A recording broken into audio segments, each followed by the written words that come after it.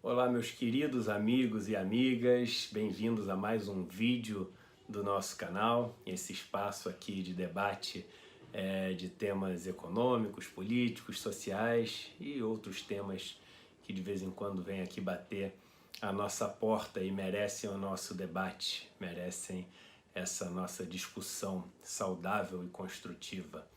Hoje um tema que é um dos meus temas favoritos, não por ser um dos temas que me deixa mais animado, mais alegre, mas sim por ser um dos temas que mais me deixa indignado, que é essa questão dos altos juros praticados pelos bancos e dessa lucratividade sem igual dos bancos brasileiros, né? Essa atitude que os bancos brasileiros têm de fazer com que a fonte de receita deles seja quase que única e exclusivamente a ignorância das pessoas e taxas praticadas que são completamente fora do padrão do que é praticado no resto do mundo.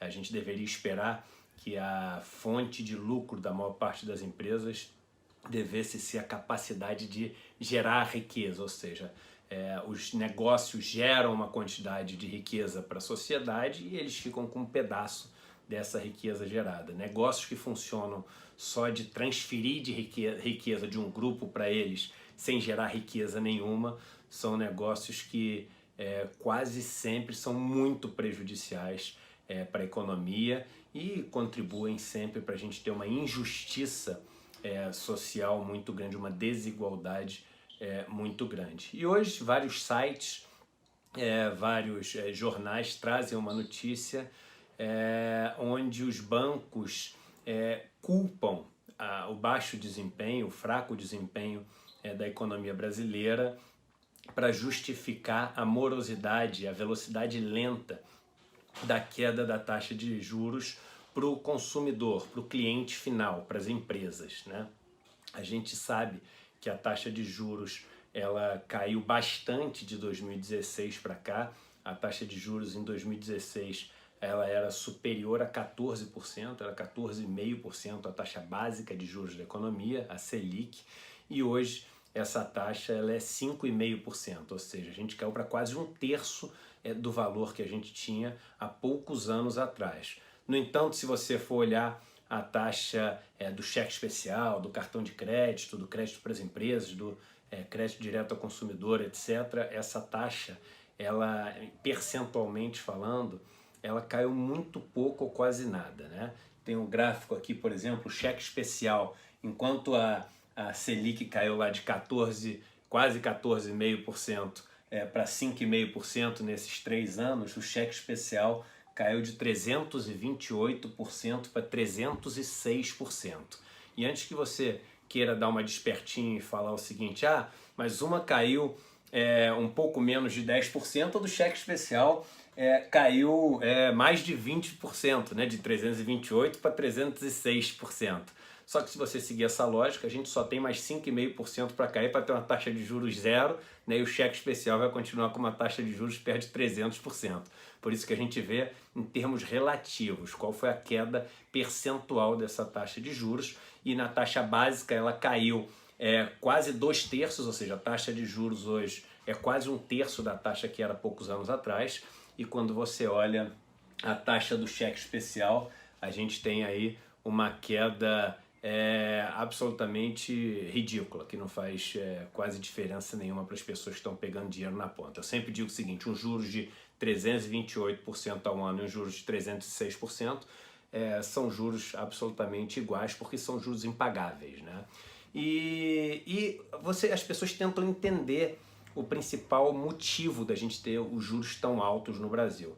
E aí os bancos vêm cheio de conversinha, cheio de história para boi dormir, e as pessoas acabam acreditando nessas histórias e fazem cartilhas para explicar o que precisa acontecer no Brasil para os juros caírem, e aí contratam vários garotos propaganda. Aliás, aqui um comentário meu, se você é uma pessoa pública, se você é um formador de opinião, não faça propaganda para os bancos contando mentira. Se informe antes de fazer as coisas. Você não pode contribuir sendo um formador de opinião, sendo uma pessoa que as outras acreditam e dão aquilo que ela tem de mais valor na vida, que é a confiança delas, para vocês ajudarem o banco a levar o dinheiro dessas pessoas de uma maneira absolutamente covarde, de uma maneira absolutamente injusta. E eu falo isso da posição de alguém que já recusou algumas propostas, tá, de instituições financeiras e bancos, depois que eu comecei essa minha caminhada, para que eu fosse garoto propaganda,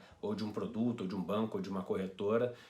Eu absolutamente não aceito isso, porque eu sei que hoje em dia eu sou um formador de opinião nessa parte de investimentos, finanças, bancos, etc. E eu não posso usar isso para atrair a confiança de pessoas que no final vão pagar com um pedaço do tempo delas, que o dinheiro que a gente ganha é um pedaço do nosso tempo, né, que é a coisa de mais valor que a gente tem na nossa vida, em cima de uma desinformação que eu propagaria fazendo uma propaganda dessa. Então, se você é um formador de opinião, pense duas vezes antes de fazer uma propaganda, pelo menos estude sobre o que você está falando, para você não vender uma mentira, você não usar uma coisa tão nobre quanto o seu nome, quanto quem você é, para poder vender uma mentira.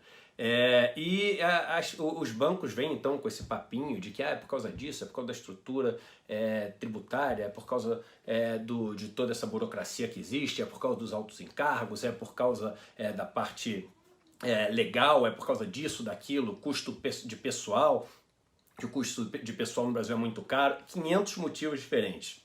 A verdade é que quando você olha os dados, eu gosto de sempre começar fazendo uma análise simples das coisas. Isso é mania de engenheiro, né?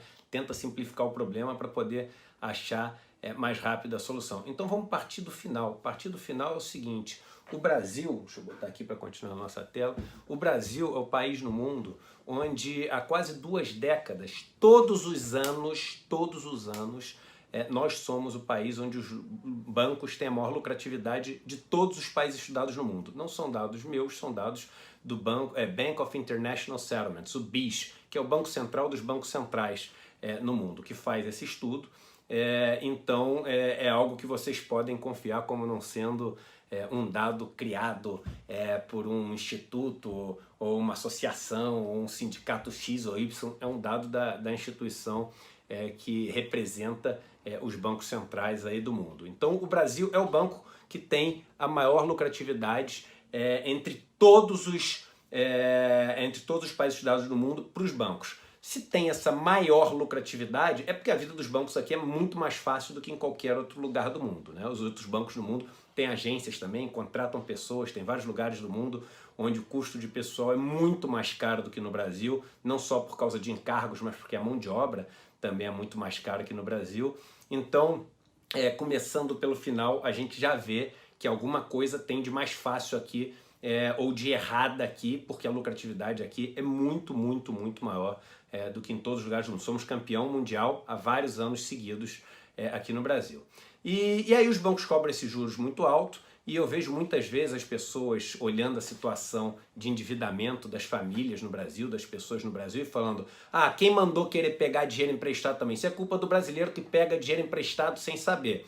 Outra falácia, outra besteira, me perdoem o termo, que as pessoas falam e que não corresponde à realidade dos fatos. Quando você olha os dados, você vê que as famílias brasileiras, o endividamento que elas têm, ou seja, o tamanho da dívida que elas têm em relação à renda que essas famílias têm, é uma das menores do mundo, tá? É menos da metade da média de todos os países estudados, ou seja, as famílias brasileiras se endividam pouco, e muito pouco, em relação ao resto do mundo. Só que tem um outro gráfico que é interessante a gente ver também, que é o seguinte: quanto custa essa dívida? Ou seja, elas se endividam pouco, mas qual o custo dessa dívida? Quanto que elas têm que pagar de juros e amortização?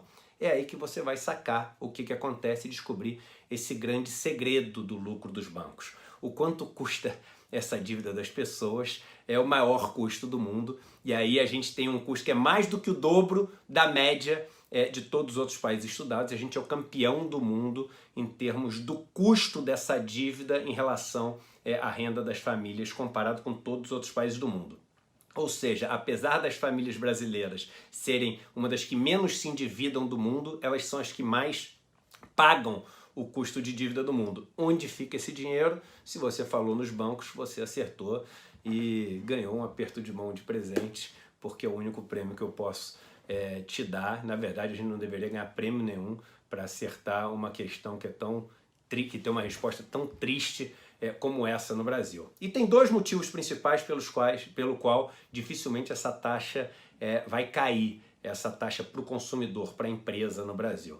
O primeiro é que existe sim essa vontade dos bancos de lucrar em cima desse oligopólio que existe aqui no Brasil, desse cartel, eu vou chamar de cartel porque na prática é meio que assim que funciona, nesse cartel dos bancos aqui no país. E a lucratividade dos bancos é o que eles buscam acima de qualquer coisa. Se você acredita que o seu banco é um banco que é feito para você, que cuida do seu futuro, ou todos esses slogans que saem nas propagandas de televisão, me desculpe, mas nem isso existe, nem o Coelhinho da Páscoa, nem o Papai Noel, nem Duende, nem essas coisas todas que já te disseram um dia que existiam. Pelo menos eu nunca vi nenhuma dessas. A do banco eu tenho certeza, dessas outras eu tenho dúvida. Se eu vir um dia, eu vou acreditar. A do banco, se eu vir, eu vou saber que eu tô delirando, porque eu tenho certeza que é mentira. O banco não quer o melhor para você e nunca vai querer o melhor para você. Mas tem um outro motivo que as pessoas não falam muito, que é um motivo muito importante, que é o seguinte: no Brasil a gente tem uma classe, que é a nossa elite, que é dona do poder, que é dona dos meios, que é dona das terras, que é uma elite que concentra quase tudo que a gente tem de capital no Brasil, concentra as terras, concentra o dinheiro, concentra o capital tecnológico, concentra capital intelectual, concentra tudo isso, né? E essa elite é uma elite muito afastada do processo produtivo, é uma elite que não sabe apertar um botão de uma máquina, não sabe botar um tijolo em cima do outro, não sabe fazer nada a não ser dona do capital e colocar todos os outros que produzem a riqueza de reféns, de joelhos, para poderem trabalhar para eles e eles poderem passar uma vida ou ganhando o quanto o dinheiro deles rende aplicado, ou ganhando, explorando essa mão de obra que é absolutamente dependente desse capital que é concentrado na mão dessas pessoas no Brasil. Se você cai muito a taxa de juros para quem pega o dinheiro na ponta, essa pessoa pode conseguir cruzar esse fosso que separa quem não tem acesso ao capital de quem tem o capital. Como que ela faz?